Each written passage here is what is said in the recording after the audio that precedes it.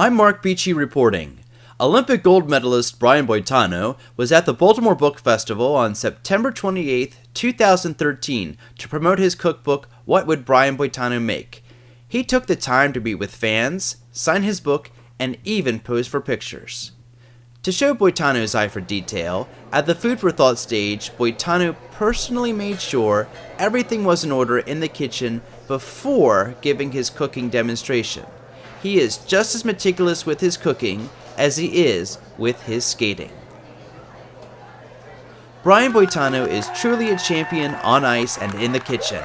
And now please enjoy highlights from Brian Boitano's cooking demonstration, which features recipes from the book. I'm so excited to be in Baltimore, and the best thing is that my niece just moved here, so I'm going to actually be spending more time and experiencing and trying to find out all the great restaurants and everything about Baltimore. So excited to be here. And the other thing I'm excited about is I have my very first cookbook out. It's so cool. It's basically filled with fun recipes, easily accessible ingredients. I lean toward the healthy, but as you'll see today, that I'm going to stray from that a little bit. Also, it has very few steps. My friends all had the veto power of all the recipes that went into the cookbook. And so if they felt that it had too many steps or if it was too difficult, they said, forget it, it's out of the cookbook, or figure out how to do less steps. So they totally have the veto power, so it's very simple. It can be adapted to the dining room, or as I'm doing now, I'm doing this thing that's called Unplugged Entertaining. I used to have these friends that would come over to the house, and when the dining room was set up, they'd be like, oh my God, we're eating in the dining room. It's just a dining room, relax. So I did this thing called Unplugged Entertaining, where my friends would come over and I'd have everything set up, pre-prepared, and we would all sit in the kitchen, around the kitchen island, making food together and eating as we go along. And this worked out really well because the other thing that's really been great is mixology. I don't know if it's big here in Baltimore. Is it big here? Yes. Yeah. In San Francisco, it is huge. So what I do is I set up a little mixology bar in the kitchen where we're sitting, and I put a few spirits there, and a few flavored juices, and then another few flavored simple syrups like bay leaf simple syrup, rosemary, raspberry, and then also some homemade bitters. So people can make their own concoctions, and then we have sort of a test at the end of the night. We vote for who made the best cocktail. So it's been really fun. These are two of my very favorite recipes that I entertain with, and they are so simple, I'm almost embarrassed to show them as an example today. The first one's my crab and avocado crostini. Now, whenever there's crab involved, people think it's like you spent hours on it. I don't know what it's about, but it's basically, so I start off with these little crostinis. So I brush them with a little olive oil, I put them on a baking rack in the oven, and I toast them for about, 10 minutes, something like that, until they're brown. Take them out, and that's the bed for this delicious combination of flavors that I'm going to show you, and it's really easy. I have some minced shallot, I have some yellow peppers diced, and you can use red peppers, you can use green peppers. If you want to add a little spice, I sometimes put jalapenos in there. We have lump crab meat. Now it's important to use lump crab meat because if you get the claw crab meat, it's kind of stringy and it's not very attractive, and you just want to make sure that all your guests have a nice chunk of crab in every single bite you take.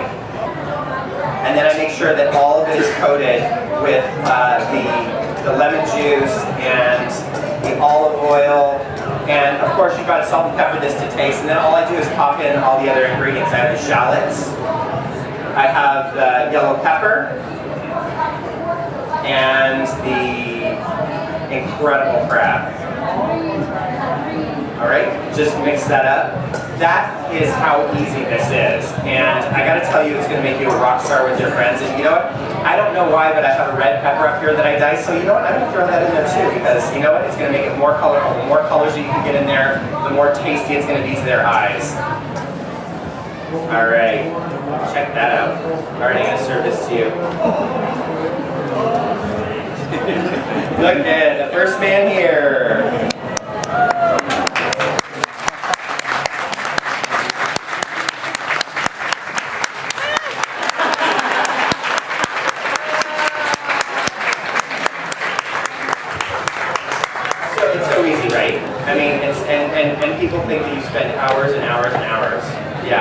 it's really good flavor combinations. And so simple with lemon juice, right? Lemon juice and olive oil. I mean, it's just that simple. All right, this is the next one that is my total go-to. It's my Southwestern Sophia. Now, I don't know if you guys have ever had sopapillas before, but they're usually a sweet dessert in New Mexico. And I've done it in a savory way. And I did that with it's a bean salsa that I put into it. So basically sopapillas are little fried dough balls. You put them in the oil and they puff up into little dough balls. And it's the perfect vessel that I thought to stuff in really incredible flavors in this bean salad that I'm going to show you. So I basically have some rinsed black beans. Throw that in there. So the way that I discovered this recipe was I told you guys that I was in not in Santa Fe, but in Albuquerque with my brother, and we were eating out at restaurants all the time and eating sopapillas for dessert. And I'm like, how come there's no option of a savory sopapilla? It's like such a great thing for entertaining. And so that next night, my niece and I came up with this recipe, and I got to tell you, I need to keep my nephews away from these dough balls because they will just eat these as they come out of the oil. You need to keep everybody away from them because they are great just to serve as they come out of the oil like this. So this is how they come out. This one, if they don't puff up as much, it's not a big deal. All you do is pile all the great bean stuff on top. And what I do is I sprinkle it with a little ancho chili powder and salt mixture. So it gives it a little bit of heat, a little bit of a spice. I'm going to make one of these up for some lucky person out there. So can you see this? So I just pop a hole here, like I do a little X, push all the extra dough on the outside down into the thing because you don't want to waste any of that dough because people love this dough. And then I'm going to put a little dollop of that bean dip in there. You want to make sure you get a little bit of everything. And can you guys see that? Isn't that awesome?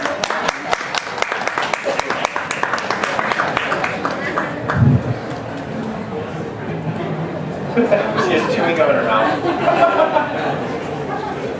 That's awesome. So I'm going to keep going with these. You guys have any questions? Somebody's got a question. Somebody's got a question. Can you use fruit with that instead of a bean dip? Can you make it like if you wanted to make it into a dessert using those? Sweet. Yes, you can use fruit. If I use fruit with this, I would actually cook some of the fruit.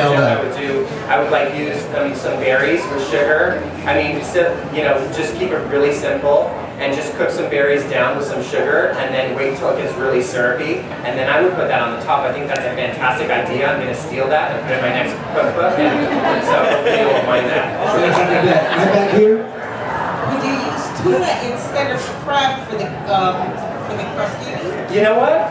Sure. What the heck? Yes, you could use tuna if you want to.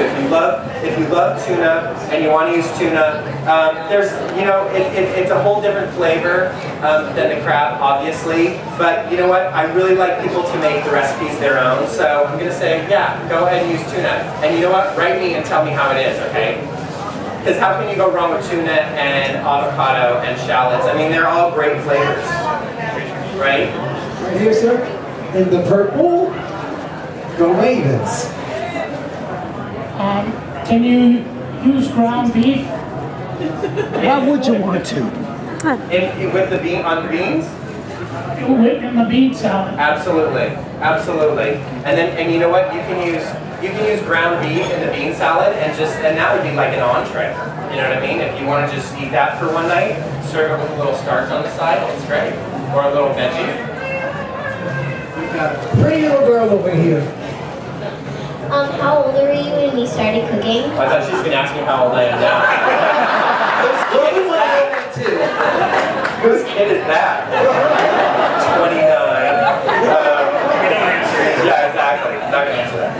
I was 8 years old when I started skiing. How old are you? 8. See, it's a perfect time for you.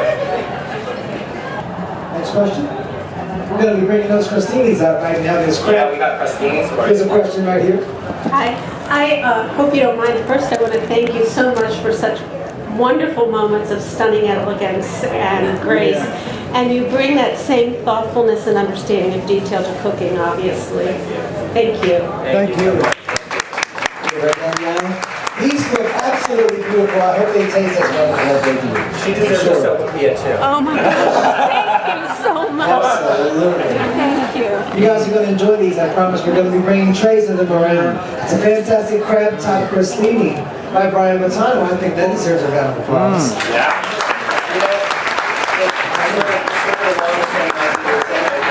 When I first wrote the Next cookbook, question. when I first wrote the cookbook, I realized that the publisher said to me, I thought I'll just do my favorite recipes of all time and just put little introductions into it. And the publisher said, no. People read cookbooks like they read novels. They curl up in an easy chair and they read it. So you have to make this. You have to create stories that go into the recipes that have meaning. And so it was a great thing for me to explore and realize how much food has been a big part of my life and family traditions and my travels since I've been 13 years. I've been eating different things around the world since I've been 13 years old. I mean, when I was 14, I had Wiener Schnitzel, and when I was 15, I had raclette and fondue for the first time. So that really has influenced how I look at food and how I prepare food as well. That's wonderful. And you've brought your family up several times, and that's cooking, isn't it?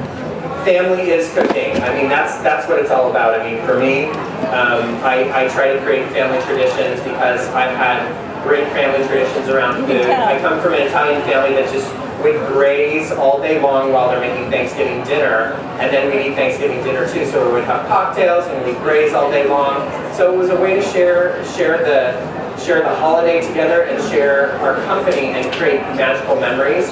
So I'm trying to do that now with the cookbook with my nieces and nephews because I have a ton of nieces and nephews and great nieces and nephews now. So I'm trying to do that. So a combination of all my travels and all family traditions, that's what's really influenced the way I look at different food. Thank you. Brian, thank you also for being here in Baltimore. We here in Baltimore love you. Glad to have you guys. Do you ever get together with any of your former skating colleagues and you guys all cook together? It's funny because I've had a lot of people they're like, I want to be on the TV show and cook with you. So they come out of the woodworks. I mean, we never sort of discussed cooking or anything, and they're like, I never knew that you liked to cook because we work together so much that we don't hang together, we don't live in the same cities and stuff, so we don't really discuss that. But I have had a lot of people come out of the woodwork and want to come cooking on the show. I had Christy Yamaguchi on the show and her whole family, so she didn't want to cook with me, she just wanted me to serve her food.